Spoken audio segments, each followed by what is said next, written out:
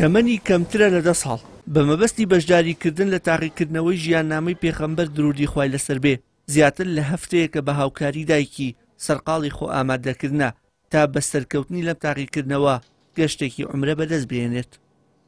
وڵای من لەگەڵ دایکمە بەشداری ینی لەگەڵ دایکمان ساوی شتەکانیشمە کرد من ناوم بەهەستا لەگەڵ دایکمان ساوی شتەکانمە کرد و جامودە تەواو بووم بەسەری هاتووینەوە لەگەڵ دایکمە. چەند ڕۆژە خەریکیت؟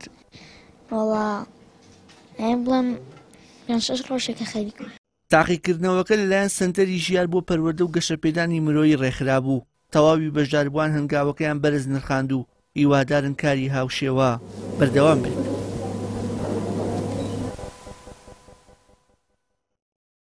ها خۆشەویستی پێغەمەری نازدار بۆ سەڵاو سەلەم کە سەرنجەمنی ڕاکێشا بۆ لای کتێبە پیرۆزەکەی ئەلحەمدولیلا هەم بۆ ژیانیشی ئێمە هەمومان پێویستەکە تاک بە تاکی لە مرۆڤەکان لە موسڵمانەکان بزانین بە ژیاننامەی پێغەمەری نازدار سەڵاو سەلەم کاتێک کە ئەو هەم لە دنیا و هەم لە قیامەت تکامان بۆ ئەکا و شەفاعەتمان بۆکە ئەلحەمدولیلا ئێمە زۆر سەربەرزین هەمیشە سوپاسی خۆی گەورەکەین. بسم الله الرحمن الرحیم. وڵا زۆر دڵخۆشم کە بەشدارم لەم پرۆژەیە کە پرۆژەیەکە پێویستەمان بەشدار بینتیە و ئەمەش پەرەپێدانێکە بۆ هەمووان تا زیاتر قوڵبینەوە لە زانیاری لە دەربارەی دینەکەمان و دەربارەی خۆشەویستەکەمان کە بیناسین و سەبارەت بم پرۆژەی دەستخۆشیان لە یەکەم کە هیوادارم زیاتر و بەردەوام لەم پرۆژەیە.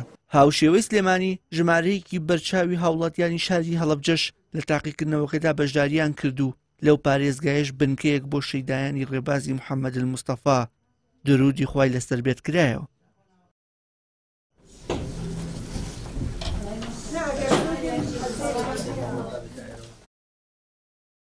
بێدڵنیاییەوە بەشداریکردن لە ژیاننامەی پێغەمبەری خوا صلی الله علیه وسلم گرنگیەکی تایبەتی هەیە چونکە فێربوون و شارەزابوون لە ژیانیە و هەمووی خێر و بەرەکەتە بۆ هەمومان و منیش بە خوێندنەوەی ئەم کتێبە زۆر خۆشحاڵ بووم چونکە زانیاری وردم وەرگرت لە کتێبەکە کە لە کتێبی ترانە بوو.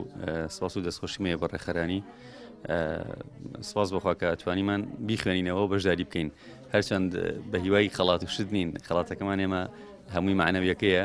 بەرەزانەمە پرۆژەی بەشی گەنجانی ژیار بە پەروەردە و گەشەپێدانی مرۆییە کە تاقیکردنەوەی کتێبی گەورەی پێغەمبەر محەممەد بناسە و لەم بەشی گەنجانە ئەم تاقیکردنەوەیە لە 50 پرسیار پێگاتووە 35 پرسیاری هەڵبژاردنە 15 پرسیاریشی ڕاست و هەڵەیە بەس ڕاست و هەڵەکان ڕاز ناکاتەوە و ئەوەی شانی باسە لەم تاقیکردنەوەیە کە پرۆژەی بەشی گەنجانە هەرچەند ناوی گەنجانە بەڵام تەمەن و ئاست دیاری نەکراوە ئێستا تەمەنی زۆر گەورەشتە تەمەنی زۆر بچووکیتە لەبەرەوە جێی شانازیە کە هەموو ئاستەکان هاتوون بەشداریان لەم پێشبڕچەیە کردووە هیوای سەرکەوتن بۆ هەموو فێرخوازانە خوازن.